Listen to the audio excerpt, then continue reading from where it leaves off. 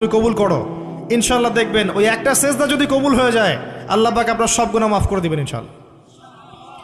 নামাজটা ছাড়েন না, যত পাপ করছেন করেন, আমি বলি নামাজ ছাড়েন না।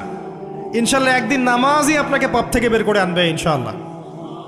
আর শয়তান আপনাকে হতাশ করতে চাইবে, শয়তান আপনাকে হতাশ করতে চাইবে যে তুই তো গার্লফ্রেন্ডের সাথে কথা বললি, রাতের বেলা পর্ন দেখলি, তুই তো ফ্রি মিক্সিংয়ে আছিস, তুই মাদক দ্রব্য খাচ্ছিস, তুই কাজে ফাঁকি মারিস, তুই ট্যাক্স আদায় করিস নাই, দুর্নীতি করছিস, তুই আবার নামাজ পড়বি কেন? শয়তান আপনাকে এগুলো বোঝাবে কিন্তু যে নামাজ তো আমার শোভা পায় না, আমি তো অনেক পাপী মানুষ। এই ধোকায় পা দিবেন না।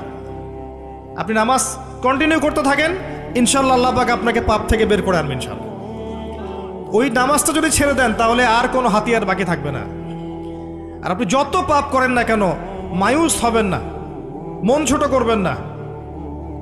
আপনার একটা সেজদা, যে সেজদা আপনি চোখের পানি ঢেলে দিয়েছেন আল্লাহর কাছে,